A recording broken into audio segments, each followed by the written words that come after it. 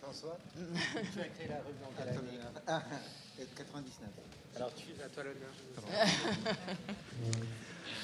l'honneur. La revue, donc, merci d'abord d'être présent cet après-midi et tout au long de la journée, puisque je vous rappelle que cette rencontre s'inscrit dans un cycle de rencontres autour de la forme courte organisée par l'AHDL, qui s'appelle En Bref. Et nous avons ils ont eu la grande gentillesse, ils nous ont fait l'honneur de nous accueillir pour cette journée de la nouvelle qui se déroule depuis 10h30 ce matin et qui rassemble les éditeurs, ou certains éditeurs qui composent le réseau de la nouvelle et qui organise donc un salon de la nouvelle dans les deux salles contiguës qu'on trouve à ma droite et à ma gauche. La revue Rue Saint-Ambroise a été créée en 1999 par Olivier Zulzinger, qui est un scénariste, et moi-même, scénariste bien connu d'ailleurs, puisque c'est lui qui a créé deux feuilletons, deux séries qui ont eu un grand succès en France, à savoir Plus belle la vie et Un si beau soleil. Et donc un scénariste de talent. Et c'était assez particulier puisque il diffusait à ce moment-là la série Plus belle la vie, qui rassemblait à chaque soir à peu près 8 millions de personnes. Et nous nous retrouvions le soir rue Saint-Ambroise, donc avec un comité nettement plus réduit, pour lire des textes courts, des nouvelles. Et c'est pour cette raison-là que la revue porte ce nom du lieu où il a été créé, donc rue Saint-Ambroise dans le 11e arrondissement. Eh bien, nous, avec Renaud Benner, nous avons créé les éditions du chemin de fer en 2005. Et pour essayer de la faire courte, puisque c'est... Prends le temps quand même.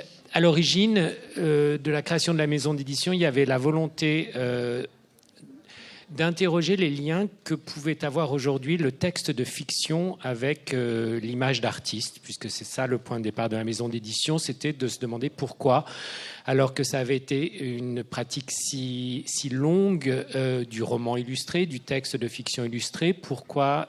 Alors on savait pourquoi ça avait disparu, puisque en fait ça a disparu à partir du moment où l'image ne servait plus d'aide au lecteur qui ne lisait pas assez bien pour lire. Donc l'image était une sorte de support. Donc la question qu'on voulait poser, c'est qu'est-ce que ça pourrait être aujourd'hui de mettre des images sur un texte de fiction. C'est de là qu'est né les éditions du chemin de fer, et de là que vient le nom chemin de fer, puisque c'est le terme de maquette quand on regarde les vis-à-vis texte-image et qu'on met le livre à plat. Et à partir de là, l'idée a été alors ça a beaucoup évolué en 20 ans, mais à l'origine, de travailler en fiction sur la nouvelle, pour une raison toute simple, c'est que la nouvelle est un texte qui offre suffisamment de blanc et d'ellipses pour permettre à un artiste de s'immiscer dans le texte sans justement faire de l'illustration, ce qui n'était pas du tout ce qu'on voulait, puisqu'il y a beaucoup de non-dits dans une nouvelle, et ça permettait donc de s'immiscer dans ces interstices, j'ai envie de dire, du point de vue de l'image. Et c'est comme ça que nous avons commencé, donc, en publiant de la nouvelle et en publiant. Quand on a créé la maison d'édition, on n'avait pas de texte, donc on a demandé à des écrivains qu'on aimait, s'ils voulaient bien publier un texte chez nous. Et on a commencé, alors avec Arnaud Catherine qui était là tout à l'heure. Le premier livre que j'ai lu chez vous, c'était celui de... Les 4 premiers, c'était Arnaud Catherine, Henri Beauchot, Annie Saumon et Pierre Autin-Grenier. Voilà. Merci. Et peut-être juste la particularité de la revue, on y reviendra. Enfin, ce qui m'a frappé, c'est qu'il n'y a que du texte. Enfin, il n'y a que des nouvelles. Il n'y a pas il y a ni critique, ni accompagnement du texte. Il y a de temps en temps des éditoriaux, mais ça donne vraiment toute sa place au texte et je ne suis pas sûre que ce soit si fréquent que ça. Mais peut-être ou si tu veux dire un mot de... Il y a une raison à cela. Je pense qu'à l'époque, il faut remonter à 99, il y avait une sorte en phase critique, je dirais. Beaucoup d'entre nous avions fait des études littéraires. Beaucoup d'entre nous avaient une idée très précise de ce que devait être la littérature. Et la grande littérature avait, je dirais, un surmoi littéraire extrêmement puissant. On faisait référence à des grands auteurs et peu d'entre nous écrivaient. Et ça me paraissait particulièrement étrange et questionnant, puisque autrefois, à d'autres périodes de l'histoire, on ne pouvait pas imaginer approcher le fait littéraire autrement que par l'écriture. Alors que là, il y avait, grâce ou à cause de l'institution universitaire et des études littéraires notamment, qui se développaient un peu partout, une grande masse des gens qui s'intéressaient à la littérature, dont peu d'entre eux écrivaient, écrasés sans doute par le surmoi littéraire qui pesait sur eux. Et donc, nous voulions prendre le contre-pied de cela et faire de sorte à ce qu'un auteur parle de littérature, y compris de ce qu'elle doit être la littérature, de ses vues, de ses ambitions, de la forme qu'elle doit prendre, par le biais des textes littéraires, comme si tout méta-langage, méta-discours était congédié d'emblée et qu'on ne pouvait parler de la littérature qu'à partir des textes eux-mêmes. Et c'est ce qu'on a fait, ce qui explique l'absence d'appareil critique pour la présentation des textes de la revue. Merci. Donc, je vais vous lire le texte qu'Anne nous a envoyé, a écrit vraiment pour l'occasion.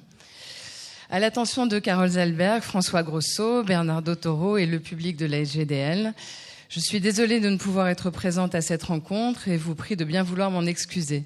Comme je l'ai indiqué à Carole, je ne pouvais être à Paris aujourd'hui, étant au chevet d'un proche malade. Mille merci à Carole de bien vouloir vous lire ce texte sur le thème de la nouvelle et de la forme courte. Je vous souhaite une belle après-midi, riche d'échanges. À 20 ans, c'est-à-dire en 1980, j'ai publié mes 3 premiers textes dans des revues littéraires qui étaient aussi et peut-être surtout des revues de poésie. L'Alphée, dirigé par celui qui est devenu un grand traducteur de la poésie italienne, Michel Orcel. Obsidiane, qui avait été fondé par Henri Thomas et était dirigé par François Bodart. J'avais remarqué ces revues dans des librairies, je les avais feuilletées et achetées. J'avais remarqué qu'elles contenaient des poèmes et des nouvelles et trouvé que leur contenu était de très grande qualité. Ce sont donc 3 nouvelles que j'ai proposées, car depuis quelque temps j'en écrivais, les considérant alors comme des exercices, des gammes. Et j'ai continué ainsi pendant 10 ans, publiant aussi dans la NRL, alors dirigée par le grand éditeur qui était Georges Lambrix, et la revue Recueil qui dépendait des éditions Champvallon. Je ne me rappelle plus si je pensais alors qu'un jour j'écrirais des textes plus longs, sans doute. Mais la forme courte de la nouvelle m'allait bien. Parmi toutes mes lectures de jeunesse, les nouvelles de Kafka m'avaient particulièrement frappée. Elles dominaient même mon monde littéraire. Mais j'avais été très frappée aussi par celle de Catherine Mansfield, d'un tout autre registre. Même si je lisais avec la même passion des romans et de gros romans, comme ceux de Dostoïevski, de Tolstoï, La montagne magique ou La recherche du temps perdu, il y avait dans la nouvelle, aussi bien celle de Henry James, de Tchekhov, de Maupassant, Poe, Villiers de l'Isle-Adam ou Barbey d'Aurevilly, pour n'en citer que quelques-uns, quelque chose qui me plaisait particulièrement. Une vitesse et une économie de la narration. Et puis cette chose très particulière que je vais essayer de décrire. Le récit court met l'accent sur un point dramatique. Par exemple, le silence de Bartleby dans Bartleby de Melville. Alors que le récit long en explore les causes et les conséquences. 500 pages pour raconter pourquoi Hans Castorp ne parvient pas à quitter le sanatorium dans La montagne magique de Thomas Mann. Le choix de l'écrivain est donc un choix esthétique. Un récit bref pour montrer le point incandescent d'un drame, un long s'il veut évoquer tout ce qu'il y a autour. Ce goût esthétique que j'ai pour l'instant plutôt que pour la durée, pour le temps suspendu plutôt que pour le déroulement, pour l'image unique, forte et mystérieuse plutôt que pour l'atmosphère, Je le remarque aussi à la lecture. Je continue à lire beaucoup de romans, mais très souvent, je finis par trouver un roman trop long, trop bavard, et me dis qu'il aurait gagné à être amputé de 50 ou 100 pages. Je crois qu'au fond, quand je lis, je suis toujours à la recherche de la scène capitale, qui souvent d'ailleurs est une sorte de gouffre. Et en ce qui me concerne, une fois que je suis arrivée au bord de ce gouffre, en lisant comme en écrivant, j'ai l'impression d'avoir vu ce que je voulais voir. À la fin des années 80, j'avais écrit suffisamment de nouvelles pour constituer un recueil de 120 pages qui avait sa cohérence, sa force et son identité. J'ai tenté de trouver un bon éditeur, mais partout, chez Gallimard, comme chez Minuit ou chez d'autres éditeurs, on me disait la même chose. On ne pouvait pas débuter avec un recueil de nouvelles. Si je voulais publier un premier livre, il fallait que ce soit un roman. J'ai donc fait la seule chose que je pouvais faire et qui d'ailleurs a été un exercice passionnant. J'ai décidé d'amplifier une de mes nouvelles. J'ai choisi une nouvelle de 15 pages qui s'appelait Les Gouvernantes et que je venais de publier dans la revue Recueil en 91.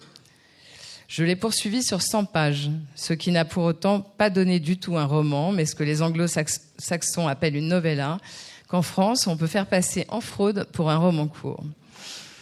La novella fonctionne exactement comme la nouvelle, c'est-à-dire qu'elle traite de la scène capitale, du point incandescent d'un drame. Il s'agit seulement d'agrandir un peu le cadre. Et à l'usage, j'ai compris que ce n'était pas mal d'agrandir un peu le cadre, car cela permettait d'ajouter des jeux supplémentaires avec la langue qui enrichissent le texte, c'est-à-dire sa présence. J'ai donc continué dans ce registre, des novellas que je faisais passer aux yeux de la critique pour des romans courts, alors que c'était de longues nouvelles, dont je pense que les plus aboutis ont été Le Mât et Petite table soit mise, publiés chez Verdier en 2005 et 2012, où il y avait la merveilleuse possibilité pour un écrivain de publier des textes de 50 ou 70 pages. Avec d'autres livres publiés au Mercure de France, où la forme courte n'avait pas sa place, à partir de 2002, j'ai essayé autre chose, une cuisine un peu étrange. Faire entrer l'art du roman dans certains espaces de l'art de la nouvelle. Ceci aussi a été un exercice passionnant. Il s'agissait de choisir dans la novella de petits espaces laissés vierges en quelque sorte et d'y insuffler la durée qui est la caractéristique du roman. C'est ce que j'ai fait avec Le Cheval blanc d'Huffington en 2002, Le Narrateur en 2004 ou Un chapeau léopard en 2008. Cela donnait un résultat qui était intéressant de mon point de vue, mais dont la forme déroutait un peu la critique et les lecteurs. C'est à ce moment-là qu'on a commencé à dire de mes textes qu'ils étaient à la fois mystérieux et inclassables, envoûtants et difficiles à définir. Autrement dit, mi-chèvre, mi-chou. Mais de mon côté, même si j'aurais préféré séduire d'un coup d'un seul, j'ai eu l'impression qu'avec ma cuisine secrète, j'avais en fait appris à fabriquer des pièges littéraires. J'ai continué à jouer avec la forme courte. Avec Voyage avec Villa Matas, en 2017, j'ai donné l'illusion d'un roman en introduisant une fausse durée, une fausse chronologie, un faux déroulement. Alors qu'en réalité, le temps de ce livre, comme celui de tous mes livres, est celui de la simultanéité. Et par ailleurs, en découpant le livre en 3 parties. Entre nous, chacune des parties est une novella. Avec Au cœur d'un été tout en or en 2020, puis Vertu et Rosalinde qui vient de paraître, j'ai continué à jouer avec la forme courte en inventant autre chose. Ces 2 livres sont composés chacun d'une 30aine d'historiettes. En accord avec mon éditrice, j'ai fait apposer sous le titre du premier « Nouvelle » et du second « Roman ». J'ai la chance d'avoir une éditrice très compréhensive et peut-être aussi joueuse que moi. Le premier a été traité par la critique comme un recueil de nouvelles, le second comme un roman. Ce qui ne signifie pas que la critique est crédule ou ignorante, mais que peut-être il est de plus en plus clair aujourd'hui que les frontières des genres littéraires, comme celles des genres tout court d'ailleurs, sont devenues poreuses. En réalité, ceci ne date pas d'aujourd'hui, ni même d'hier, mais d'environ un siècle. Depuis le surréalisme en France et le modernisme en Angleterre et aux États-Unis, la littérature a considérablement changé de forme et d'objet, sauf dans le cas des auteurs et des œuvres qui sont restés du côté du réalisme du XIXe siècle. Pour cela, qu'on appelle roman leur roman me paraît justifié. Mais pour ceux dont le travail et les réalisations se situent plutôt dans le sillon du modernisme, c'est-à-dire d'un éclatement des formes et d'un changement de sujet et d'objet, je trouve très étrange qu'on emploie encore les mots très 19e de roman ou nouvelle pour désigner leurs textes. Les choses avancent toujours avec une lenteur extrême, phénoménale. Qui de sensé aujourd'hui pourrait désigner comme roman ou nouvelle La Métamorphose de Kafka, Les Cahiers de Mal de Rilke, Le Bois de la Nuit de Jonah Barnes, L'ABC de Bataille ou Plume de Michaud, pour n'en citer que 5 parmi une centaine. Je trouve, pour ma part, que la seule distinction qui vaille aujourd'hui, c'est celle de la fiction et de la non-fiction. Peu importe la taille du texte, qu'il fasse 10 pages ou 500 pages, certains transforment en images leur expérience, ce sont des auteurs de fiction. D'autres s'en tiennent à relater leur expérience, ce sont des auteurs de non-fiction. Aussi, je propose que désormais, à la place du mot ancien « nouvelle », dont en France, Maupassant et aux États-Unis, Flannery O'Connor puis Raymond Carver sont probablement les plus grands inventeurs, on dise désormais « forme courte » ou « texte court » pour désigner les 15 pages, les 20 pages, les 30 pages d'un texte dont l'objet est le point incandescent d'un drame.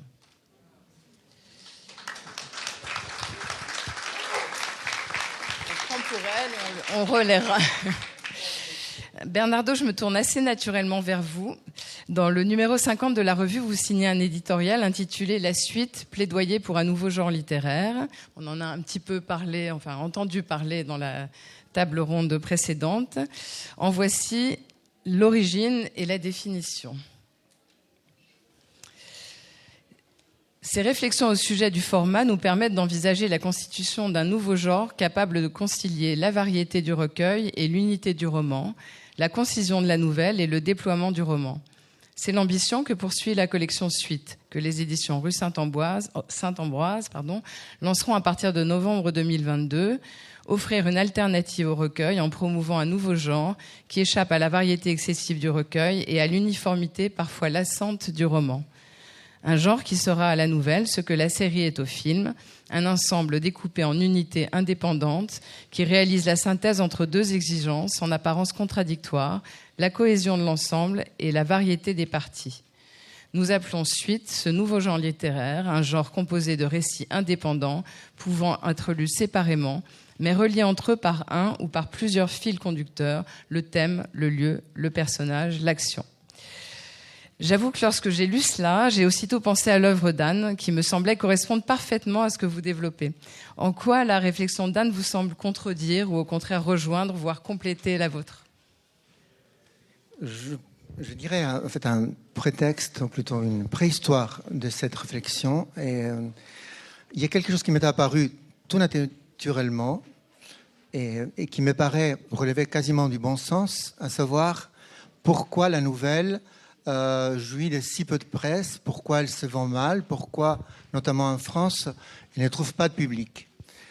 La réponse à cette question, la réponse littéraire à cette question, ne tient pas à la nouvelle, mais au recueil de nouvelles. La nouvelle est un genre parfaitement adapté à notre époque, puisqu'il est court, et non seulement court, mais concis. C'est-à-dire qu'il a une vitesse d'exécution qui correspond à la vitesse de notre vie, de nos vies. Donc, il est parfaitement adapté. Ce qui n'est pas adapté, c'est précisément le recueil, parce qu'un recueil propose toute une série d'histoires, souvent dissemblables, qui demandent un effort de lecture considérable, puisqu'il s'agit à chaque fois de découvrir, s'intégrer, s'initier à un nouveau monde avec de nouveaux personnages. Et une fois qu'on a fait cette opération d'adaptation, il se trouve que la nouvelle est finie et qu'il faut refaire le même effort pour la nouvelle suivante. Au bout de quelques temps, au bout de quelques nouvelles, cet effort devient obligatoirement lassant. Voilà le problème de la nouvelle, qui ne porte pas donc sur la nouvelle comme genre, mais sur le format recueil de nouvelles. Cette constatation impose à la fois des solutions. Pour appuyer mon propos, je dirais que le recueil de nouvelles n'est pas un genre littéraire. Pourquoi ? La nouvelle est un genre littéraire, le roman est un genre littéraire, mais dans le recueil de nouvelles se trouvent des œuvres littéraires qui sont les nouvelles, mais l'ensemble qu'on appelle recueil ne constitue pas à part entière réellement une forme littéraire. C'est une forme qui est due au hasard. Je dirais que c'est un produit éditorial. quand la nouvelle était publiée dans les journaux, le recueil était amplement justifié, puisque souvent, si on suivait par exemple les nouvelles de Maupassant, il fallait absolument que l'on puisse avoir, en fait, on pouvait avoir envie de découvrir les autres nouvelles qu'on avait sans doute ratées parce qu'elles s'étaient parues dans un journal d'il y a 3 semaines qui n'était plus en vente. C'est la raison qui a justifié que ces nouvelles parues dans les journaux soient reprises ensuite dans des recueils. Une fois que les nouvelles n'ont plus été publiées dans les journaux, le recueil a perdu sa raison d'être fondamentale. Il continue d'exister simplement parce que la nouvelle unitaire ne peut pas être publiée puisque commercialement, ça ne tient pas.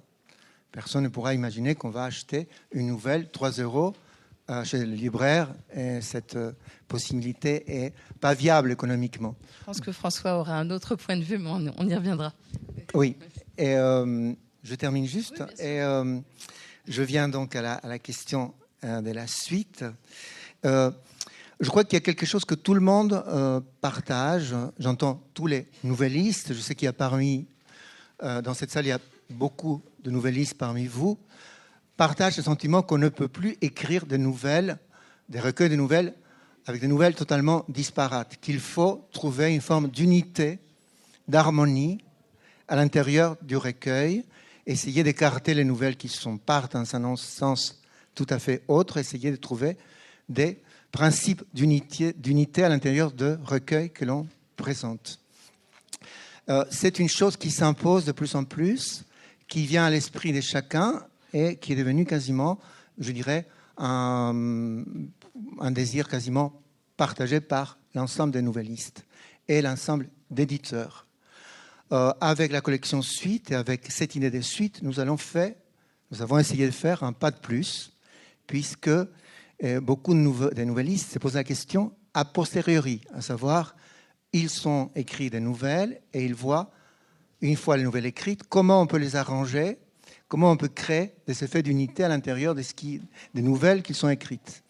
Ce que nous proposons, c'est écrire les nouvelles en vue du recueil, c'est-à-dire sachant que ça va faire partie d'un ensemble littéraire qui doit être prémédité, préconçu, et écrire chacune de ces nouvelles comme une partie intégrante de ces grands organismes qui doivent avoir donc forcément une structure, une organisation interne. Et donc, le pas de plus qu'on propose, c'est de penser vos recueils de nouvelles avant d'avoir écrit la première nouvelle et imaginer que vous allez construire un recueil de nouvelles en imaginant a priori quels peuvent être les principes d'unité thématique des personnages, de lieux qu'on peut retrouver à l'intérieur du recueil. Et donc vous avez suscité l'écriture, vous avez approché des auteurs en leur proposant d'écrire pour cette collection. Voilà, c'est-à-dire que c'est une expérience littéraire qui est complexe à exécuter puisque on se trouve finalement devant 2 principes contradictoires. Il y a la variété des nouvelles et l'unité de l'ensemble. Unité et variété, ce sont 2 principes qui s'opposent logiquement et qui ne sont pas faciles à articuler à l'intérieur d'un même recueil. Et pour cela, on a créé des groupes de travail, non pas d'ateliers à proprement parler, puisqu'il y avait personne qui avait la science infuse. C'est un domaine nouveau, donc il n'y a absolument pas des gens qui nous précèdent et qui sachent plus que nous, de sorte à ce que les auteurs puissent se retrouver entre eux et échanger des expériences. Je termine juste, je sais que je suis un peu long, après je me tais. Et, ce qui est intéressant dans cette idée de suite, c'est qu'on a découvert qu'il y avait toute une préhistoire de la suite. Anne Serre, que je regrette d'ailleurs, je regrette son absence, puisque Maëlys de Kerangal, qui devait être là avec nous cet après-midi et qui sera sans doute là l'année prochaine, ce sont des auteurs, des autrices, des nouvellistes qui sont confrontés toutes seules à cette question et qui ont dû résoudre les questions de cet difficile assemblage d'unités et de variétés avec les moyens de bord, c'est-à-dire par l'intuition propre à l'écrivain. Mais d'autres gens se sont vus confrontés aux mêmes questions, aux mêmes questionnements, et ils ont apporté des réponses.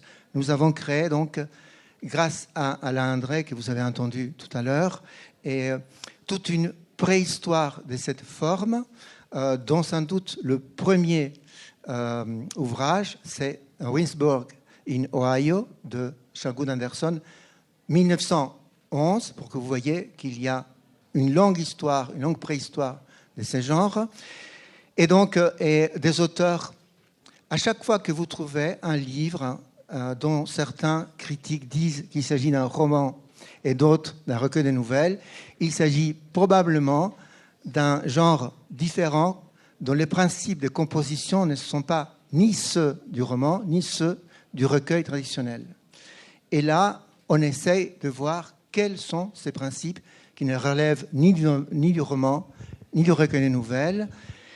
Kundera a beaucoup travaillé cette forme, mais on peut citer une liste extrêmement vaste qui passerait par des auteurs que vous connaissez bien, comme Cortázar par exemple, et bien d'autres. Et je dirais même qu'il y a des choses qu'on accorde, en fait, dont personne ne soupçonnerait une seule seconde qu'il s'agit de recueils de nouvelles. Sans doute, Le bruit et la fureur de Faulkner n'est pas un roman. Ce sont 3-4 récits totalement indépendants, à des périodes historiques très dissemblables et avec un art de composition très particulier que nous essayons donc de sonder pour pouvoir travailler sur quelque chose, il faut l'identifier, il faut la nommer. Et nous, on a donné à cette nouvelle forme le nom de suite afin de pouvoir continuer à explorer ce chemin nouveau. Juste une réflexion qui n'est pas forcément une question, une interrogation plutôt. Est-ce que quand l'écriture est très singulière, comme celle justement d'Anne Serre ou de Maïs de Kerangal et beaucoup d'autres, est-ce que ça ne suffit pas finalement à créer cette unité dont vous parlez, au-delà d'un motif, d'un personnage récurrent, de quelque chose qui formerait une suite? Est-ce que d'emblée, quand il y a une musique, la musique de la langue, est-ce que ça ne suffit pas? Est-ce que ça entre dans cette catégorie de suite? Je pense qu'il y a un principe d'unité que chacun porte en soi, puisque le style de l'auteur est toujours le même à travers différentes nouvelles, quel que soit le sujet qu'on aborde, le style ne change pas. Donc on peut dire que le style constitue déjà une unité a priori obligée qui s'impose quasiment à l'auteur, puisque le style, on ne le choisit pas, il s'impose à nous. L'autre principe d'unité qui nous est quasiment spontané et commun, c'est les thèmes. Les écrivains sont intéressés par certains thèmes en particulier. Il y a des obsessions dont ils ne sont pas totalement conscients parfois, qui reviennent souvent dans leurs textes. Ils s'aperçoivent que dans le recueil des nouvelles, ils sont parlés de leur mère à 4 reprises, ou de la famille, ou du divorce, ou de la solitude, mais ils découvrent ça plus tard. Donc je dirais que ces principes que chaque auteur porte en soi, le style et le domaine d'intérêt qu'on couvre, ne suffisent pas à proposer une organisation véritablement satisfaisante à l'intérieur de cet ensemble qu'on appelle suite. Voilà. Est-ce que tu partages ces points de vue? Est-ce que tu as d'autres propositions pour... Oui et non. Je suis d'accord avec le constat que tu faisais sur le fait que le recueil est un produit purement éditorial, ça c'est évident, et beaucoup d'auteurs de nouvelles, parlons d'Annie Saumon par exemple, ont toujours dit qu'ils publiaient un livre quand ils avaient assez de nouvelles, ils avaient écrit assez de nouvelles pour faire un livre, c'est-à-dire que les éditeurs estimaient suffisamment gros pour le publier. Ça, je suis absolument d'accord. Je suis d'accord aussi sur ce côté artificiel du recueil. Mais j'ajouterais que c'est la même chose avec les disques, c'est-à-dire, et pourtant les disques marchent très bien, c'est-à-dire que quand vous achetez un album, vous achetez 15 chansons ou 10 chansons d'un artiste qui a fait l'album parce qu'il avait assez de chansons, et ça marche. Ça, c'est la première chose. Là où je ne suis pas du tout d'accord, c'est de dire que publier une nouvelle seule ne marche pas forcément. On a un exemple, je ne parle pas du chemin de fer, mais extrêmement évident. C'est l'un des plus gros succès de l'édition française. C'est Matin Brun, qui était un livre de 10 pages, qui est une nouvelle qui s'est vendue à des millions d'exemplaires. Ou La lettre au père. Et par ailleurs, je vais donner un exemple contraire qui est Marine Diaye quand elle a le prix Goncourt pour 3 femmes puissantes. Certes, Gallimard a mis roman sur le livre, mais tout le monde sait que ce n'est pas un roman, ce sont 3 nouvelles un peu longues. Ça, voilà. Il y a une chose, je pense, que je voudrais ajouter sur la spécificité de la nouvelle, qui pour moi ne tient pas au fait que ce soit un recueil ou pas, et qui malheureusement peut être l'une des explications du fait que la nouvelle se vend ou se vendrait moins bien que le roman, si tant est. Après, si j'ai une seconde, je rebondirai sur ce que disait Anne Serre. C'est tout simplement que la nouvelle est un texte qui demande une part beaucoup plus active au lecteur que le roman. Et tout bêtement, très souvent, c'est ce à quoi nous sommes confrontés en tant qu'éditeurs, c'est qu'on dit c'était bien, mais j'ai pas le début, mais j'ai pas la fin, mais j'ai pas le milieu. Et ben oui, c'est tout à fait ce que disait Anne Serre. C'est ça la nouvelle, et c'est à mon avis l'une des raisons pour lesquelles ça peut rebuter beaucoup plus de monde que le fait que ce soit un recueil, à mon sens. Il y a ça. Je voulais juste. Et pardon, et tu poursuivras, mais est-ce que du coup, l'idée de faire dialoguer images et texte, c'était pas aussi peu pour répondre à ça? On peut parler du chemin de fer, tu as raison. Oui, nous, alors tout à fait. Quand on a créé la maison d'édition, donc il y a 20 ans, là, je vous ai amené, par exemple, un des premiers livres qui a un texte d'Annie Saumon. L'idée était justement de dire, alors, puisque le recueil est une forme artificielle, publions des livres d'une seule longue nouvelle, donc novella ou texte court ou forme brève, pour montrer qu'en fait, chaque nouvelle est un texte à soi seul qui a une existence à soi seul, et le recueil n'est effectivement qu'un artifice. Et l'idée d'ajouter...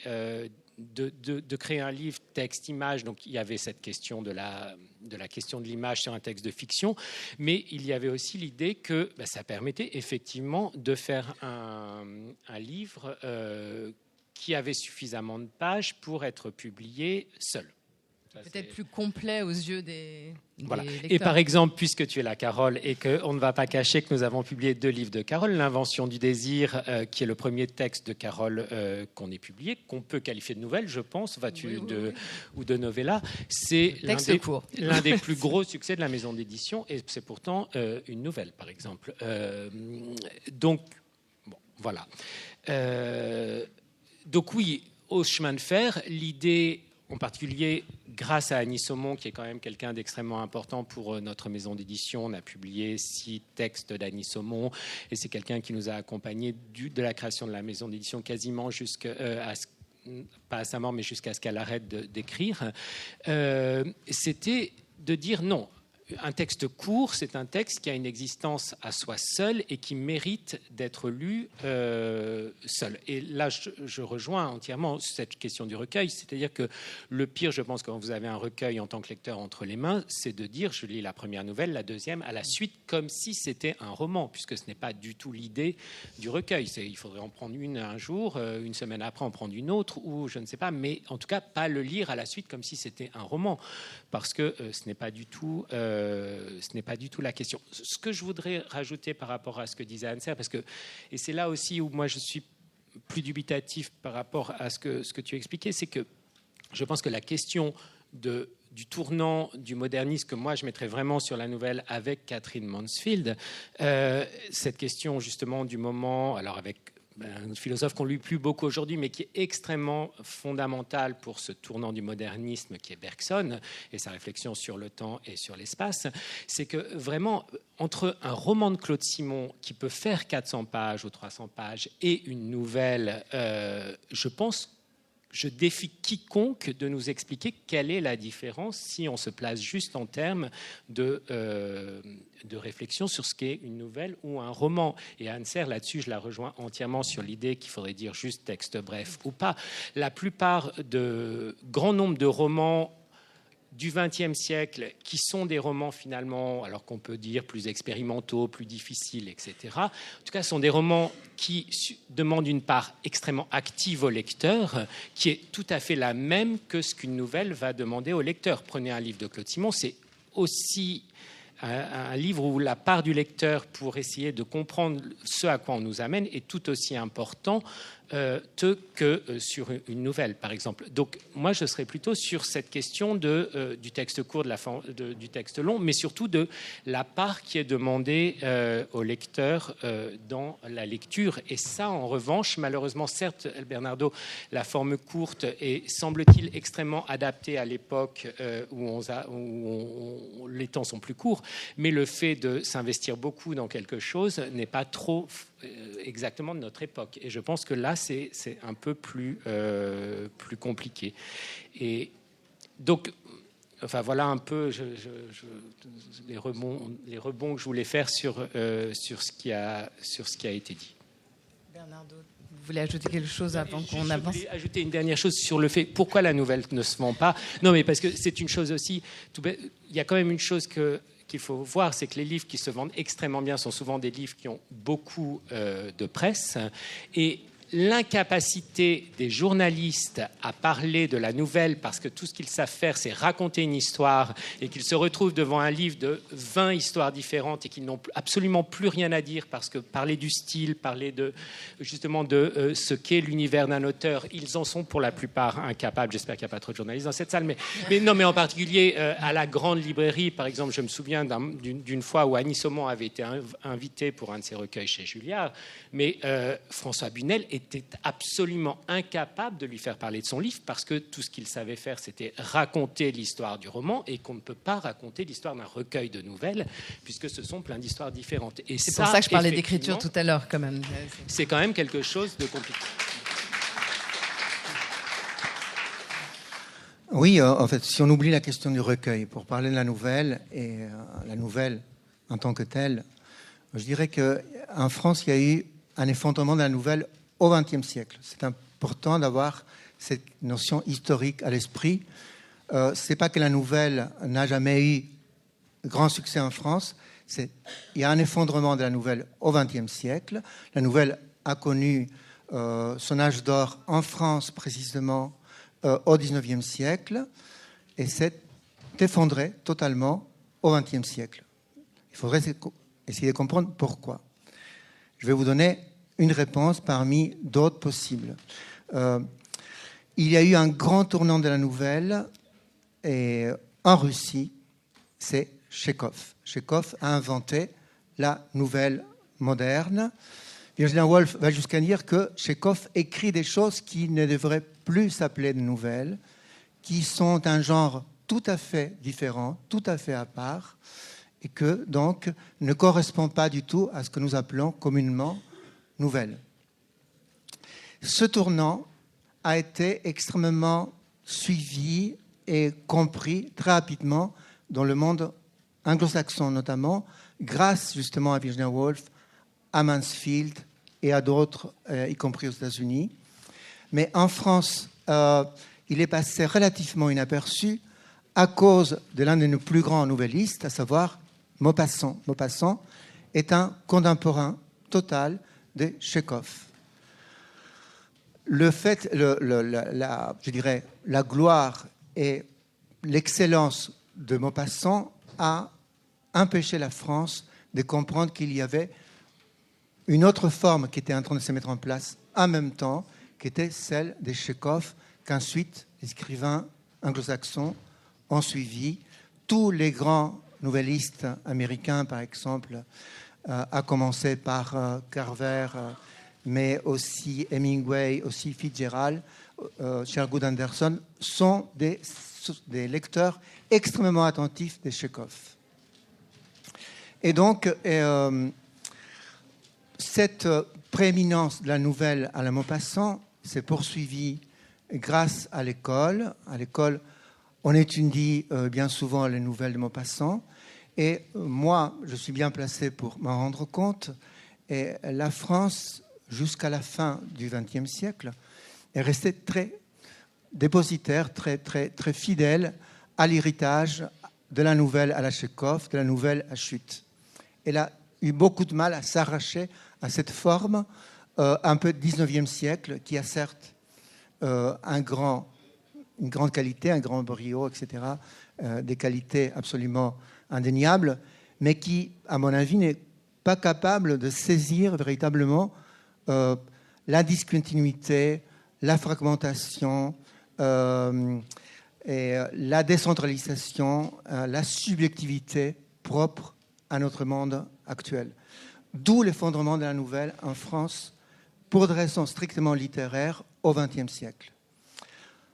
Bonne nouvelle, cependant, et la France a pratiqué au cours du XXe siècle une autre forme que moi, je préfère appeler forme brève, c'est-à-dire une forme de texte court qui ne relève pas du narratif de l'histoire, mais qui relève plutôt du descriptif, du portrait, du théâtre, du monologue, de la chronique argumentative, etc. Nous avons publié un livre qui s'appelle « Les meilleures nouvelles françaises du XXe siècle », où on a, grâce au travail qu'on a déployé autour de cet ouvrage, on a découvert que cette forme courte, donc qui n'est pas à proprement parler une nouvelle, qui n'est pas à proprement parler une histoire, a été extrêmement pratiquée en France. Je trouve que parallèlement avec une prise en compte de l'intérêt, l'importance du tournant imposé par Tchekhov et par la nouvelle anglo-saxonne qui prend sa suite, il y a aussi un retour, en tout cas je le souhaite, de la forme courte comme une forme d'articulation qui ne repose pas obligatoirement sur le récit, qui ne correspond pas à une histoire, mais qui est un texte, comme souvent Anne Serre les pratique, à savoir qui relève tantôt du descriptif, tantôt du journal intime, tantôt du récit de rêve, mais qui ne constitue pas à proprement parler une nouvelle. Alors, justement, non, tu voulais dire quelque chose, François. Depuis la création du chemin de fer ou de la revue, est-ce que vous constatez une évolution dans l'accueil à la fois par les lecteurs, par les libraires, par les journalistes, par les critiques de cette forme courte ? Alors, pour ce qui est du chemin de fer, il y a une chose qui est super, c'est quand vous publiez de la nouvelle, on vous dit toujours que c'est génial. Vous publiez la nouvelle et puis après on dit mais j'en lis pas beaucoup en général. Mais voilà. Mais quand même vous êtes un peu des héros de publier de la nouvelle. Non, plus sérieusement, je pense que il y a eu quand même qu'il ne faut pas oublier toute une génération de nouvellistes français extrêmement importants dans les années 70-80 qui ont vraiment œuvré pour la nouvelle de Annie Saumon, encore une fois, Château-Renaud, Pierrette Fleutiot, qui ont vraiment essayé de fédérer, de travailler. Il y a eu quand même un événement extrêmement beau et important qui a été le Festival de Saint-Quentin. Alors, vous êtes peut-être... Enfin, moi, je ne l'ai pas connu, mais qui était quand même quelque chose d'extrêmement impressionnant. Donc, il y a eu... Et moi, ce que j'ai vu, c'est juste que ces gens-là ne sont plus là. C'est-à-dire... Enfin, pas tous, Château-Renaud est encore là, mais Annie Saumon n'est plus là, Pierrette Fleutiot n'est plus là. Il y a énormément d'écrivains qui ont fait partie de cette génération, justement, qui ont essayé d'œuvrer au renouveau de la nouvelle, et pas de la nouvelle histoire, mais vraiment plus de ce qu'on pourrait appeler la nouvelle instance, si on veut, qui ont œuvré, Pierre-Autin-Grenier, que j'oublie, enfin, qui ne sont plus là aujourd'hui. Et donc ça a créé... Mais je crois aussi qu'il y a une beaucoup plus grande liberté des auteurs plus jeunes sur cette question du genre, et Anne Serre n'a pas tout à fait tort de dire que ce n'est pas que le genre littéraire, mais sur le genre en général, c'est-à-dire où aujourd'hui la question se pose beaucoup moins. Et quand on y réfléchit, moi je veux bien que vous preniez Amélie Nothomb en disant que c'est des romans, mais qu'est-ce que ça a de... Enfin, c'est pas la taille qui va faire la différence. C'est un roman pour d'autres questions, mais c'est certainement pas un roman parce qu'on a écrit Encore 25, on a publié le livre Encore 25 pour en faire... C'est pas la question. Donc ça a vraiment changé, mais je crois que ce qui a changé, c'est une beaucoup plus grande... Alors, qui est peut-être un problème aussi d'absence de réflexion sur ce que c'est que la nouvelle et aujourd'hui, etc. Mais en tout cas, de beaucoup plus grande liberté des auteurs vis-à-vis de cette question. Oui, mais est-ce que les éditeurs suivent cette liberté des auteurs ? qu'on continue quand même à entendre la nouvelle, ça ne se vend pas. Non, mais la nouvelle ne s'est jamais vendue, en tout cas, il faut commencer depuis par le le 19e roman. siècle. Mais je lisais, ceci dit, un recueil de nouvelles des Américains des années 40. Je pense que c'était Arthur Miller, je ne sais plus. J'avais trouvé ça chez un bouquiniste, mais je ne sais plus. Sa préface, c'était de dire la nouvelle ne se vend pas aux États-Unis dans les années 40 ou 50. Donc je pense que faut pas croire que c'est que en France, malgré tout, même s'il y a une pratique plus importante de la nouvelle dans les pays anglo-saxons, je suis pas sûr que ça se vende beaucoup plus. Mais il y a plein d'éditeurs. Carole, il n'y a pas que Gallimard comme éditeur. Donc, il y a plein d'éditeurs qui publient du texte court, de la nouvelle. Il y a beaucoup de libraires. Mais là aussi, il y a une libraire au fond de la salle. Mais je parlais des journalistes. Mais je pense que même pour les libraires, c'est beaucoup plus difficile de vendre un livre de nouvelles. Parce qu'en 3 minutes, raconter un livre de nouvelles, c'est beaucoup plus compliqué de raconter en 3 minutes un roman et d'avoir les 3 mots qui vont faire qu'on va convaincre le lecteur. Donc, il y a une chose compliquée inhérente au texte court qui est évidente. C'était quoi ta question? J'ai oublié. Non, c'était par rapport à la liberté plus grande des auteurs. Est-ce que c'est accompagné, cette liberté, par les éditeurs et la réception des nouvelles les éditeurs, d'un genre. Combien d'auteurs vont vous dire qu'il soit des années 50-60, j'ai publié un recueil de nouvelles et on m'a dit le prochain, il faut que ce soit un roman.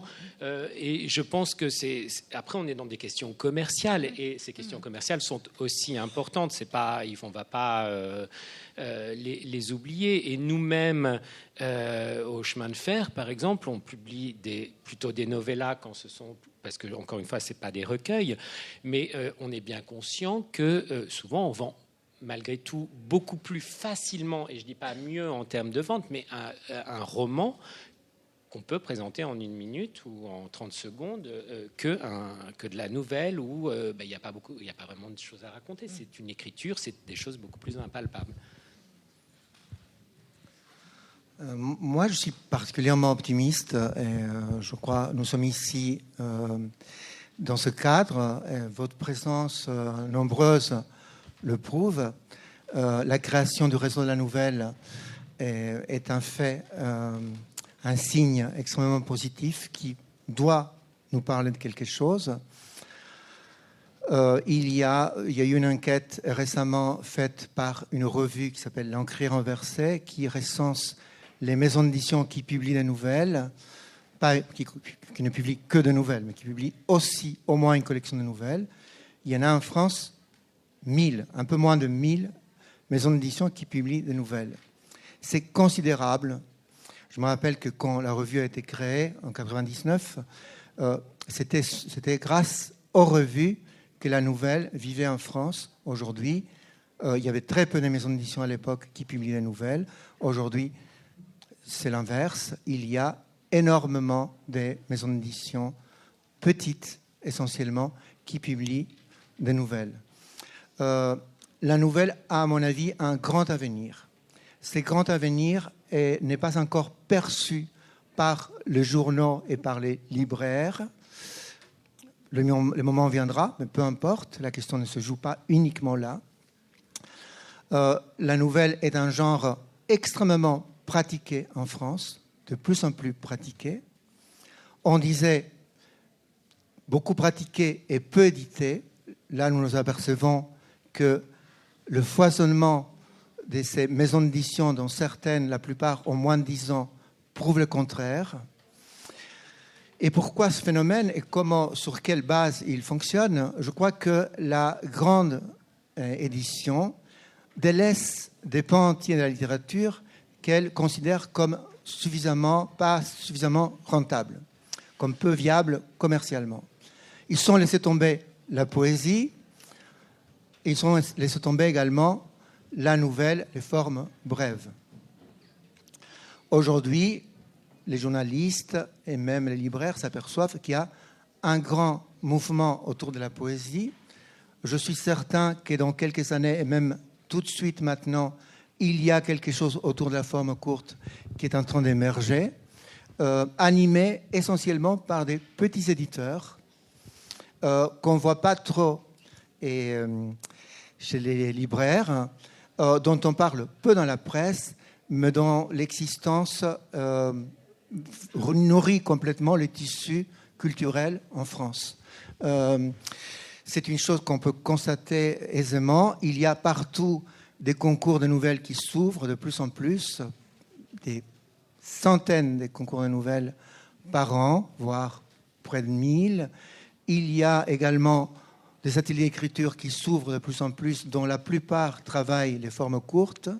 Et il y a surtout un immense avenir grâce au monde numérique qui est déjà là et grâce au renouvellement générationnel qui s'opère peu à peu, qui va forcément privilégier les formes courtes au détriment du roman. Il est clair que le roman est assez peu adapté pour être s'imposer sur Internet, pour être lu en ligne et sur écran. Et forcément, ces espaces vont être de plus en plus occupés par les formes courtes. Donc, je crois qu'aujourd'hui, nous assistons, et je crois que la journée d'aujourd'hui le montre assez clairement, à l'émergence de quelque chose qui sera de plus en plus visible, à savoir un renouveau de la nouvelle en France. On l'espère en tout cas. On aurait encore 1000... Mais, attendez, j'allais de... Oui, mais qui peuvent être des audiolivres de romans. Ça... Oui, mais les gens écoutent beaucoup en voiture, donc du coup, c'est long, c'est pas un problème dans les embouteillages.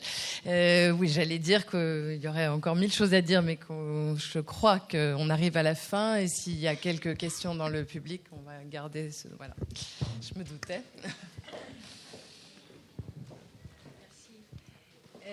Bonsoir, moi, c'est pas une question.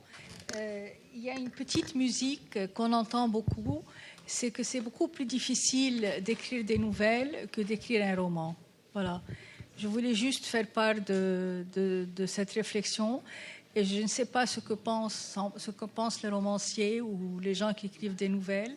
Mais j'ai fait beaucoup d'ateliers d'écriture. Et même en dehors des ateliers d'écriture, il y a quelque chose qui s'impose, qui dit que les nouvelles, c'est tellement plus difficile, c'est tellement plus facile d'écrire un roman que d'écrire des nouvelles. Je veux bien. Qu'est-ce que vous en pensez ? En tant qu'auteur, je veux bien, autrice, je veux bien y répondre.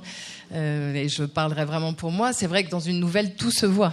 C'est vraiment un texte court, tout compte. Alors qu'on voit bien dans des romans, il peut y avoir des petits passages un peu de flottement dont on peut se dire effectivement ça aurait pu être resserré. Vraiment, dans un texte court, ça ne pardonne pas. Donc, dans ce sens-là, effectivement, c'est plus exigeant. Disons. J'ai absolument rien à ajouter à ce que vient de dire Carole. C'est juste, je ne sais pas si c'est plus difficile parce que je ne suis pas écrivain, mais en tout cas, c'est beaucoup plus casse-gueule parce que si vous faites un roman de 500 pages où il y a 10 mauvaises pages, ça passera. Si vous faites une nouvelle de 10 pages où il y a une mauvaise phrase, ça ne passera pas. Je me permets d'ajouter une citation de Faulkner. Faulkner qui disait justement que qu'il voulait être poète et qu'il était un poète raté, qu'ensuite il a essayé d'être nouvelliste et qu'il n'a pas réussi non plus et qu'il s'est tourné vers le roman, et sachant qu'il n'était pas très doué littérairement et que le roman peut-être était une forme à sa hauteur. La phrase de Faulkner qui est très intéressante, je vous invite à réfléchir là-dessus, il dit que la nouvelle est le genre qui permet le passage des acquis qui viennent de la poésie vers la prose, vers le roman. C'est-à-dire qu'il y a effectivement une exigence formelle, stylistique, poétique, souvent dans la nouvelle, qui permet d'introduire, je dirais, des effets poétiques dans la prose, et donc forcément dont le roman par la suite finalement en profite.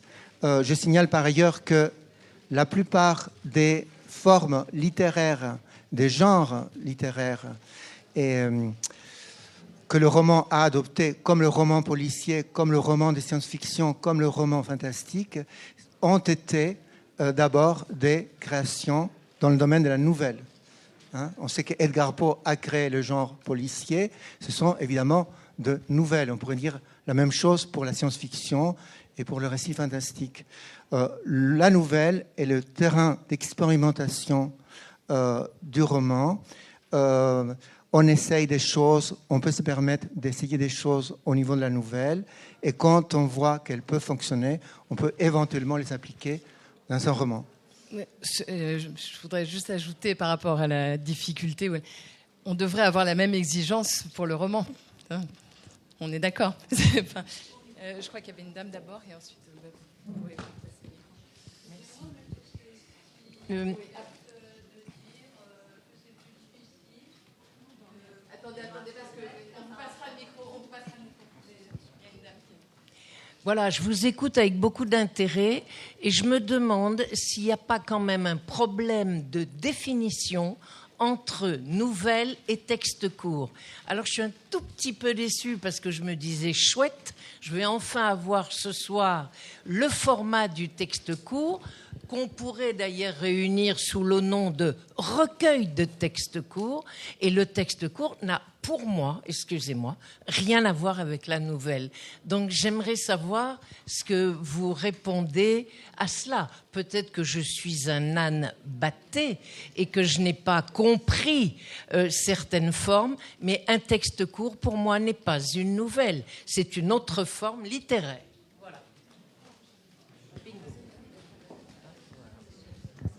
Oui, je le crois aussi. En fait, ces textes, ces vocables, ces termes sont employés un peu n'importe comment.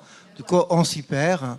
Et donc, ce que je vais vous dire là est une manière d'essayer de penser la chose, mais tout le monde n'emploie pas ces termes-là dans ce sens-là. Je dirais qu'une nouvelle est une histoire avec un début, un milieu et une fin. Donc, un genre narratif par excellence. Une forme courte peut relever d'autres formes de discours, comme la description, comme le poétique, comme la chronique, comme le monologue, etc. Une forme courte est une forme plus libre et ne correspond pas forcément à l'unité d'une histoire telle qu'on la définit habituellement. Attendez, j'ai un petit papier dans ma poche. Je voudrais juste vous lire deux choses que j'avais notées avant de venir, puisque vous, je ne sais pas, en tout cas, je ne partage pas du tout ta définition de la nouvelle, mais je voulais vous lire deux définitions de la nouvelle, l'une par Béatrice Beck, l'autre par Annie Saumon, et voilà ce qu'elles disent l'une et l'autre, et elles disent à peu près la même chose. Donc Béatrice Beck disait, Michel-Ange disait qu'en enlevant d'un bloc de marbre le trop, le résultat était une statue. En enlevant d'un brouillon le trop, l'inutile, le non indispensable, le résultat est une nouvelle. Et Annie Saumon disait, dans l'art de la nouvelle, le dosage est toujours en faveur de l'absence, comme si, pareil au potier qui fait son vase avec du vide qui entoure l'argile, le nouvelliste faisait sa nouvelle avec du non-dit en plaquant quelques mots dessus.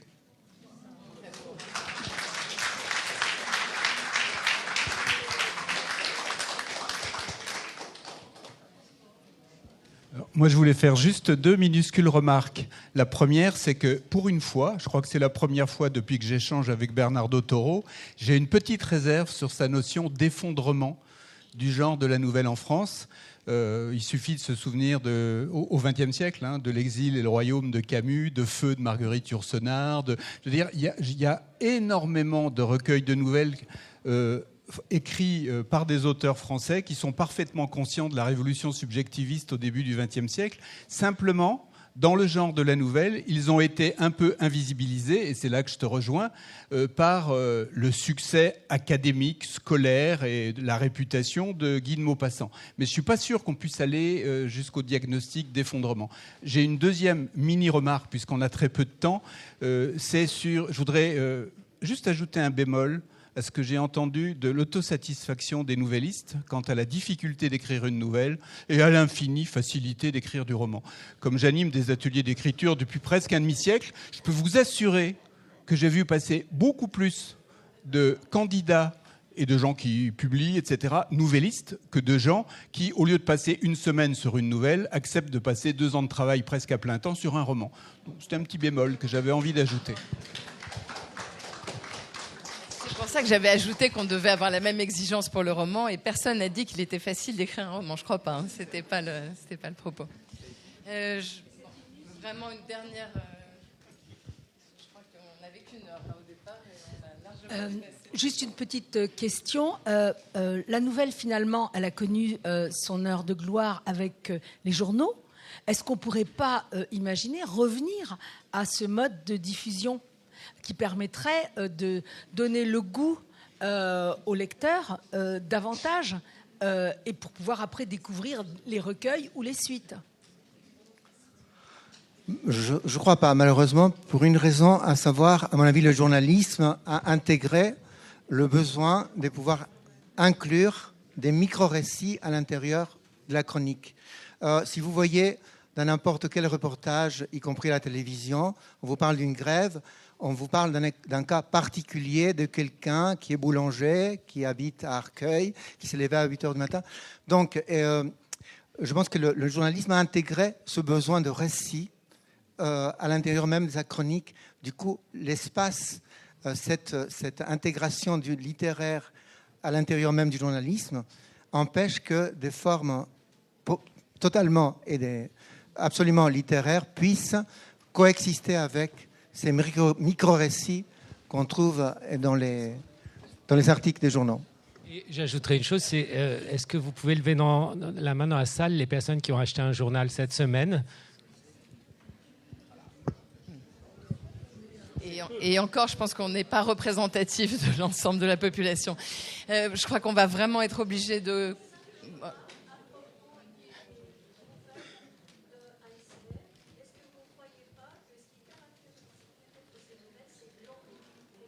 Oui, oui, entre autres, oui. Oui. Oui.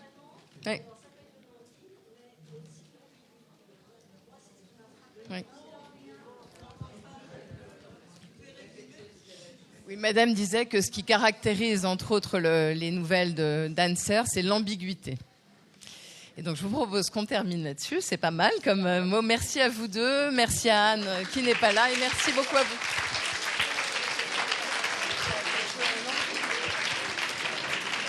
Il n'y a pas de consigne à donner non, la libraire donc a les ouvrages et la revue, je suppose, donc au fond, et un petit pot de l'amitié qui se passe où? À côté. Voilà. Et le chemin de fer est tout au fond, ne l'oubliez pas.